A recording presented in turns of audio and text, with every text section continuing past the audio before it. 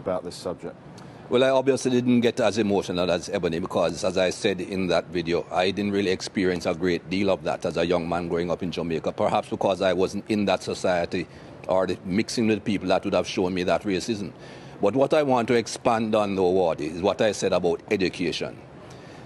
Education is important unless we just want to continue living the life that we are living and continue just having demonstrations every now and again and a few people saying a few things.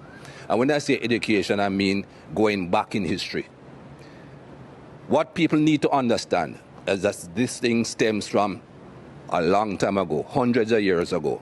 The dehumanization of the black race is where it started.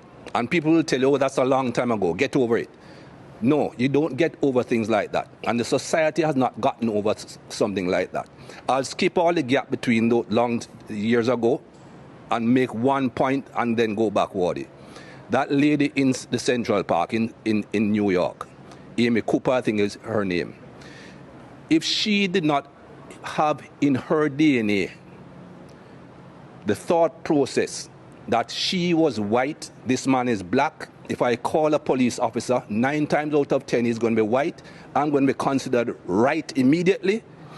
The black guy will have to prove that he's not guilty, and by the time he proves that he's not guilty, he might be dead. She had that in her mind from day one.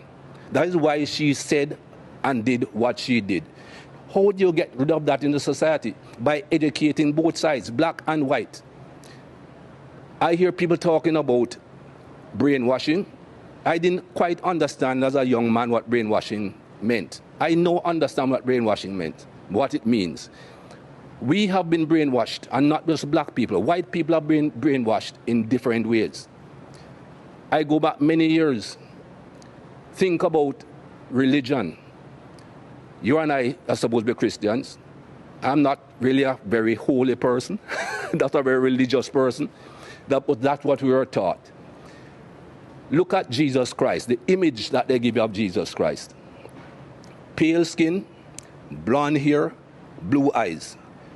Where Jesus came from, who in that part of the world looks that way? But again, that's the brainwashing to show you this is what perfection is. This is what the image of perfection is. If you look at any plays of those days, Judas, who betrayed Jesus, he's a black man. Again, brainwashing people into think, oh, he's a black man. He's the bad man. Go through history, Wadi. These lights that are shining on us. You can tell me who invented the light bulb, right? Thomas Edison, right? Everybody knows Thomas Edison invented the light bulb.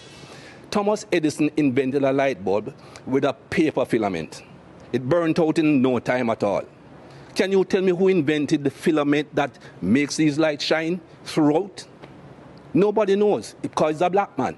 It was not taught in schools. Louis Howard Latimer invented the carbon filament to allow lights to continuously shine. Who knows that? Everything should be taught. When you go back through the schooling as a young man, I remember my school days. I was never taught anything good about black people. And you cannot have a society that is brought up like that, both white and black, that only teach what's convenient to the teacher. History is written by the conqueror, not by those that are conquered. History is written by the people who do the harm, not by the people who get harmed. And we need to go back and teach both sides of history. And until we do that and educate the entire human race, this thing will not stop. They keep on telling me there's nothing called white privilege. Give me a break. I don't see any white people going into a store on Oxford Street and being followed. A black man walks in, somebody is following him everywhere he goes. That is basic white privilege. Whether that white person went in to rob the place or not, is not going to be thought of that way. And things like that have to change.